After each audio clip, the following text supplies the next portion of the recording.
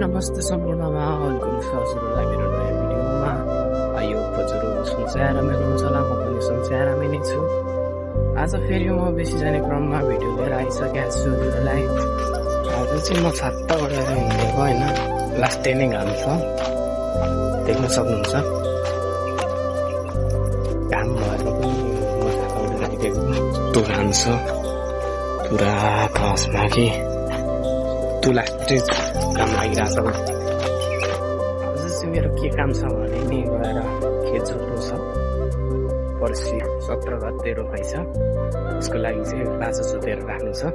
त्यही भएर आज म छाता ओढेरै हिँडेको। बेसी चाहिँ असर लागिसक्यो, त्यही भएर अब मौसम पनि कतिखेर चेन्ज हुन्छ थाहा हुँदैन, पानी पर्न पनि सक्छ, यत्तिकै घाम लागेर बस्न पनि सक्छ। त्यही भएर छाता चाहिँ साथमा बोकेर हिँडेको छ।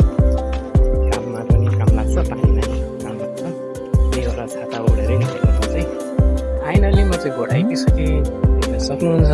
यहाँ चाहिँ गोरुहरू छ, अब चाहिँ गोरु पुकाएर हिँड्न लागेको, देख्न सक्नुहुन्छ।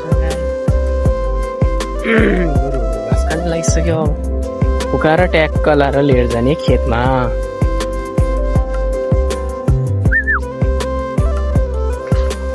बुबाले चाहिँ गोरु लिएर हिँड्नु सक्नु भएन, म चाहिँ घाँस रोपेर आएको हाल्यो। बुबाले चाहिँ लिएर गइसक्नु गोरु अगाडि लिएर जाँदै हुनुहुन्छ। अब यहाँ तलतिरबाट चाहिँ हलो लिएर जानुपर्ने हुन्छ मेरो होइन। आज यहाँ तलतिर चाहिँ रोपाइरहेछ, र उहाँहरूको पनि भ्यू खरिरहेछ मान्छेहरू चाहिँ यहाँ तलतिर।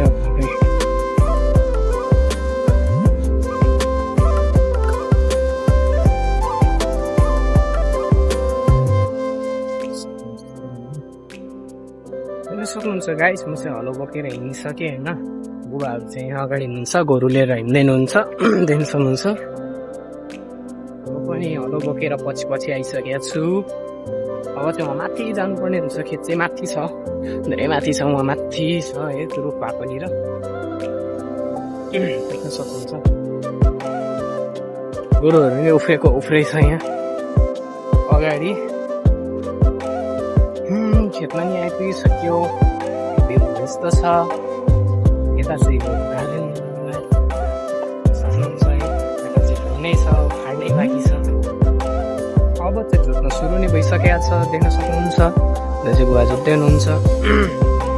आजको काम भनेको चाहिँ यो जोत्ने, आलीहरू खन्ने, यही हो आजको काम।